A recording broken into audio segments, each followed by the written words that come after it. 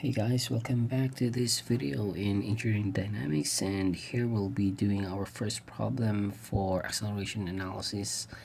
And this problem is taken from the textbook of Hibbeler, and it's the problem 16-11 and 112. So they're actually two problems, but since they are really related to each other, one is just to find the acceleration at point A, while the other problem is to find the acceleration at point B. So I decided to make this our first problem for the acceleration analysis.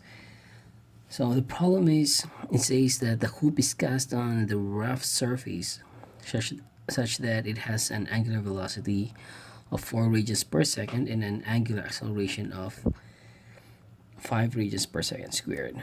Also, its center has a velocity which is 5 meters per second and a deceleration of 2 meters per second squared. Determine the acceleration of point A and point B at this instant. So it's actually rolling, but it's like this. It's rolling, but then it's actually decelerating. So that's why our acceleration vector is pointed towards the left. But the rotation is clockwise because the problem says so. We have this angular velocity and then angular acceleration. Okay, so again, the acceleration vector is pointing towards the left because we are decelerating.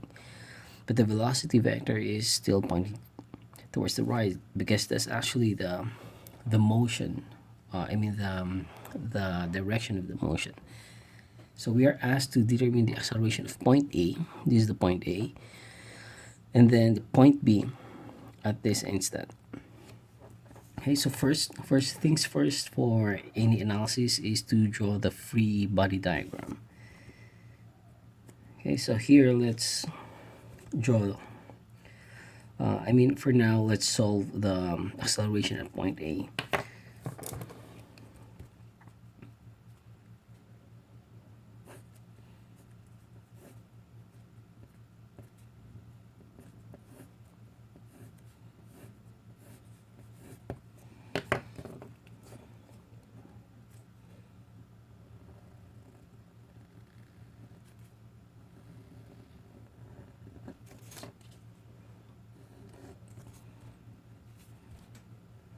Okay, so here's our hoop, and this is point O, and then this one is point A.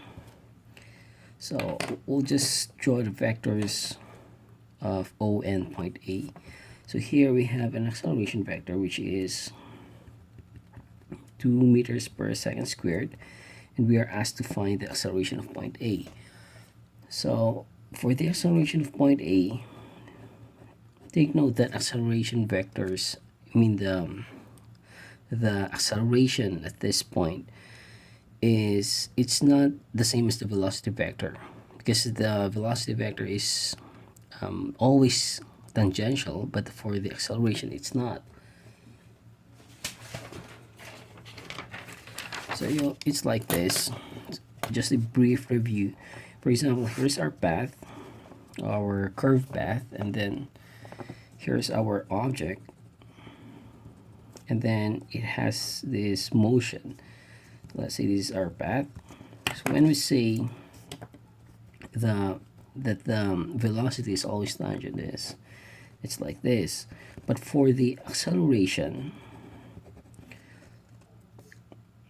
so it depends upon where the curvature is, but let's say this is it. So our acceleration here, I'm referring to total acceleration, so it's something like maybe here. So let's say this is the A direction. Then this one, the total velocity is always tangent, but this one is not. Why? Simply because there's actually component. It's actually composed of two components, which is the acceleration in the normal direction.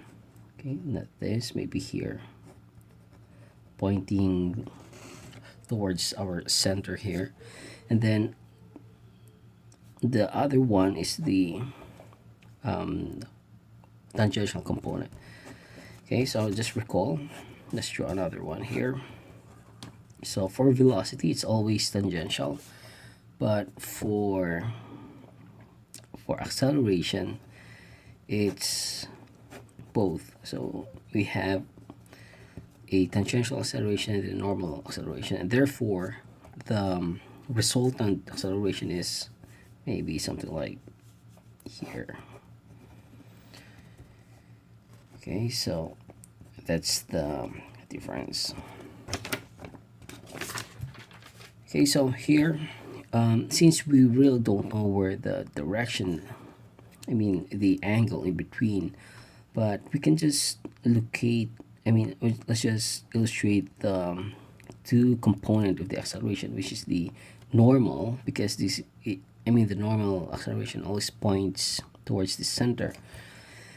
Whereas this one, since we have this decelerating vector, so it must be pointing also to the left.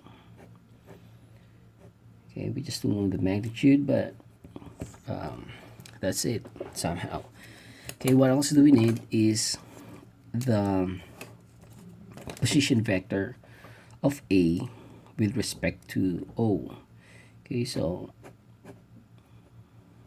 this is the R of A with respect to O. Okay, what else? Okay, so now I think we can solve wait, we're also given with this angular velocity and angular acceleration. So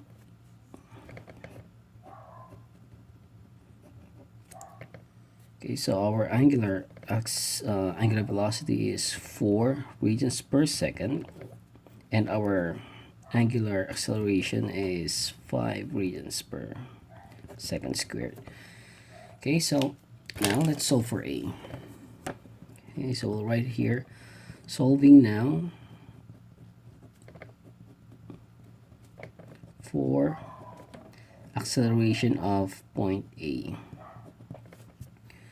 Okay, so if we don't know where to start, we'll just write down the relative acceleration equation, and we say that acceleration of point A is equal to, okay, we'll do the vector notation, so that's equal to the acceleration of point O plus the relative acceleration of point A with respect to O. Okay, so but what is this acceleration? I mean this relative acceleration of A with respect to O. That's actually composed of two parts, which is the tangential acceleration plus or minus the normal acceleration.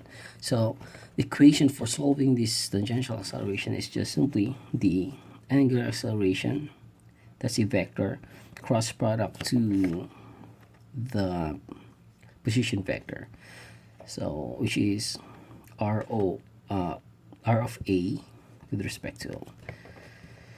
Okay, so here for the normal acceleration, it's just actually negative, so negative omega squared R. So take note that this omega squared is actually a magnitude of the angular velocity. It's not the vector, so it's just like the magnitude times a vector. Okay, so let's do the math here first. So let's solve for the the tangential acceleration. So since it's a cross product, then it's actually a matrix. It's an IJK components. So okay, so this is the first row. The second row will be the vector of this angular acceleration.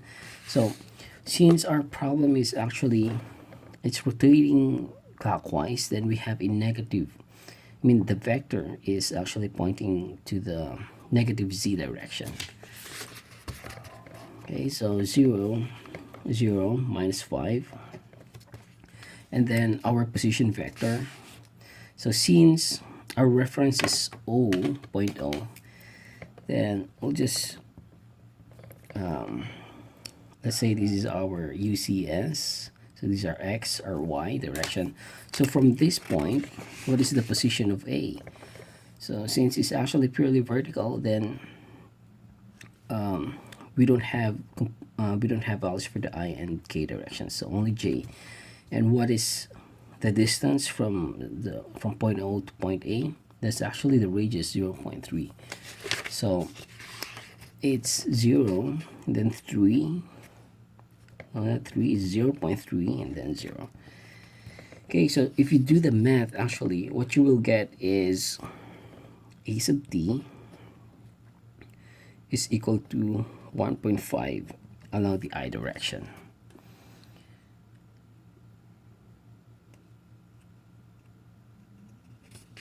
Okay, and then the next thing is for this one, the omega squared is actually 4. So 4 squared, that's 16. And then we'll just write it here, I think. So 4 squared times the vector, the position vector, which is just 0.3 along the J direction. Okay, so if you do the math, what you get is actually 4.8 J. Okay, so that's negative. We have a negative one here.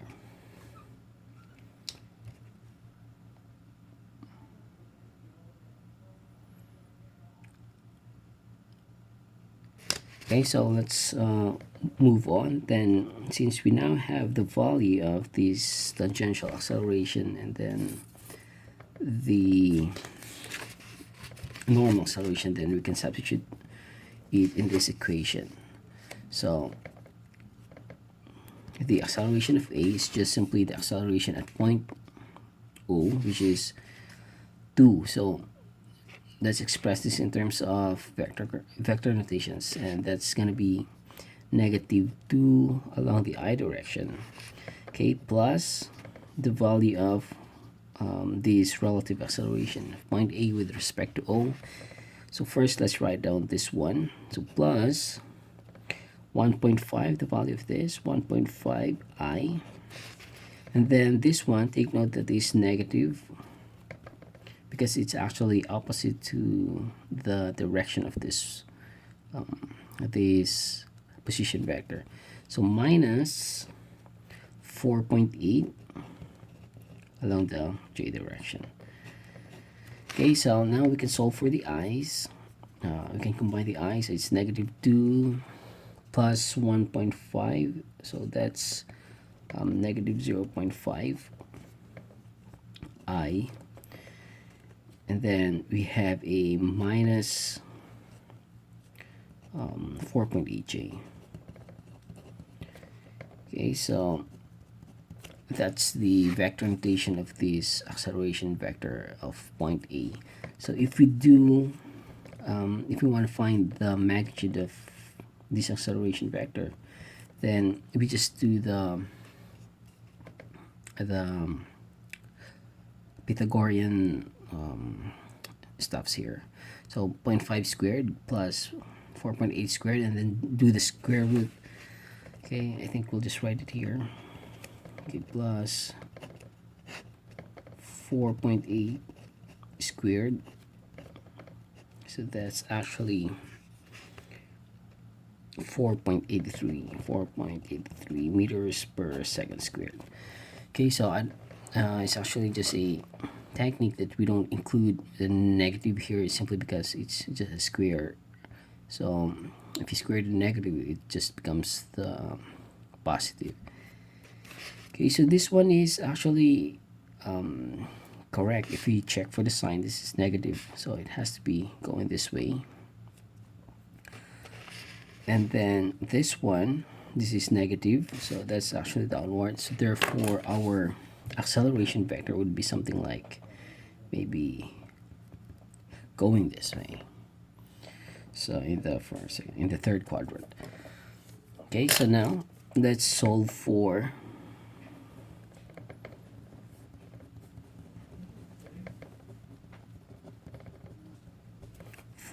acceleration at point B. So again, we'll draw another free body diagram here.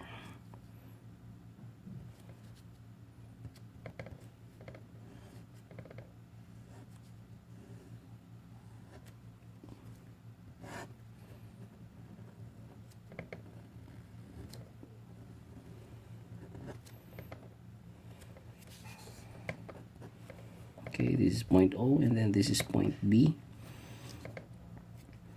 So that's actually 45 degrees.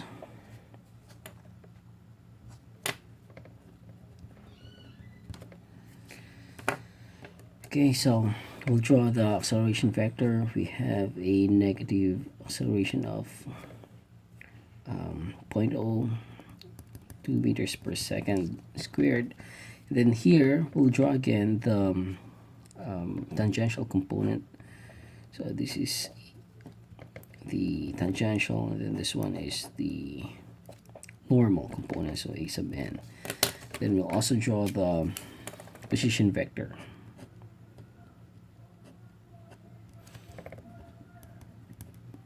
Okay, so r of b with respect to O, plus we're also given with this alpha and then our omega here. Okay, so what else? Okay, so let's apply the relative acceleration equation. So just say that the acceleration of point B is equal to the acceleration of point O. So this is our reference point again. So this is x, this is y.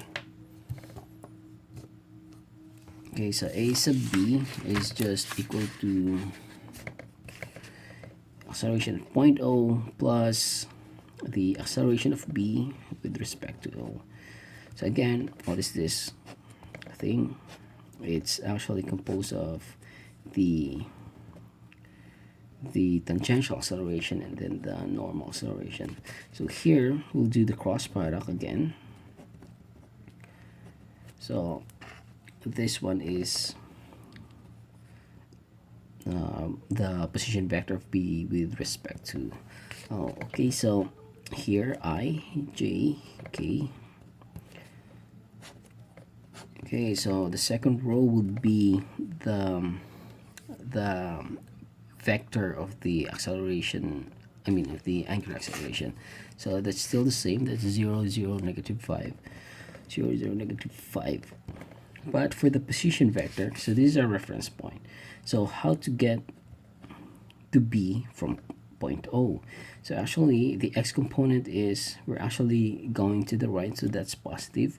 But we have to take into account this angular difference. So we have the 45 degrees. So it's actually the cosine of, okay, let's say here, we'll write it here. So r sub x is just 0.3 cosine 45, and then for r sub y we have 0.3 sine 45, but it's going downwards, so that's what, so this one is negative. All right, so if we try to solve this value, then we get a value of 0.21, and then this is also negative 0.21, and for the z direction it's just 0. Okay, so again, how did we get this 0.21 value? It's from this. It's actually the x component of this vector. So since our vector is actually slanting, so we have to dissect it in terms of the x and y components. So the x component is the cosine 45, simply because our angle here, the reference is from the x-axis. So So meaning all the x would be cosine and then all the y would be sine, except that for our y, it's actually going downwards, it's negative. Okay, so if we do the math again, what we get is negative 1.05i minus 1.05 along the j.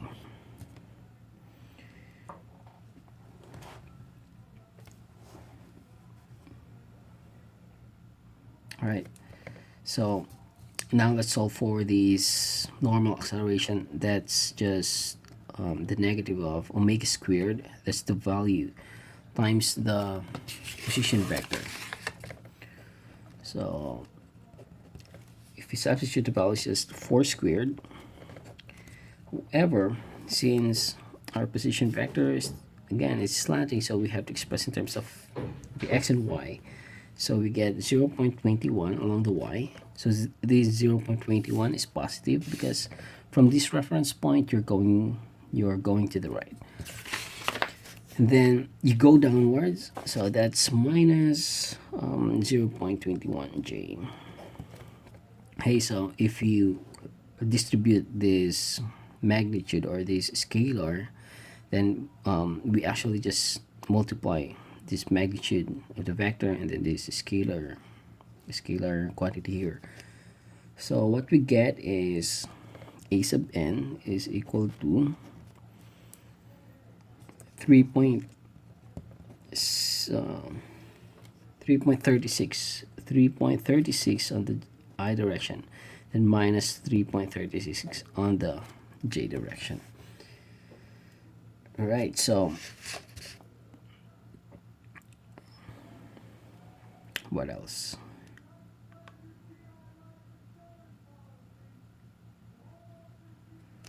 Hi, so I think we can now solve the acceleration of point B. So a sub B is just equal to the acceleration of at point O, which is negative 2i, or this one, negative 2i. So minus 2i, and then plus the tangential acceleration, which is, say, minus 1.05i minus, I think we'll just write it below. So here we'll just write it below, minus 1.05j. Okay, so I think this is also a good notation because we have limited space here. Then let's just write down the next vector just below. So all the i's along the top and then all the j's below. Okay, next is the acceleration in the normal direction, which is, that's actually negative. So minus the value, which is 3.36i, and then we have minus 3.36j. Okay, so that fits. This is good. This is a good notation. Okay, so if we add all the i's and then add all the j's, what we get is minus 6.41i, and then plus 2.31 along the j. So this is a sub b in vector notation. And then if we try to solve for the magnitude, so again, it's just this one, you square the x, you square the y, then you take the square root, we get 6.81 meters per second squared. Okay, so here it's the same. Okay, so again, we'll do a recap of what we did. So first we solved for the point A and our reference is point O. So we apply the relative acceleration equations, but this acceleration is actually composed of two components, which is the tangential and then the normal. The tangential is just the cross product of the acceleration vector and the position vector with respect to point O. So since this is a cross product, then what we did is it's actually a matrix. So if we do the math, then what we get is 1.5 I along the I direction. So there's 0, then negative. So it's like this. So 0 minus 1.5. So there's two negative, because minus times the negative 5 times 0.3. So that's going to be positive. For the J, it's 0. For the K, it's still 0. So that's the value of the tangential acceleration. And for the normal acceleration, it's just simply the scalar value. I mean, this is just the scalar value of the angular velocity. So you square that, then you multiply this to this position vector. So 4 squared, that's 16 times 0.3. What you get is 4.8. And then you substitute all this back to our original equation. So we do the vector math, and then what we get is negative 0.5 I minus 4.8 J. So this is actually reasonable, because when we check our graphs here, it is actually going like this. Okay, and then what else? So that's 4.83 meters per second squared. So we also do the same thing for solving the acceleration point B. So it's here we do the relative acceleration equations, and then we solve for the tangential component, and then solve for the normal component, and then bring it back to this our original equation. Then we solve, we do the vector math, except here we just did some different notation here, but anyways, they're actually the same thing. And we do the math, we get 6.81 meters per second squared. Alright, so in our next video, we'll do another problem for the acceleration analysis, and maybe 2 more problems, and then we're gonna move on to our topics on the kinetics of rigid bodies. Alright, so see you in the next video.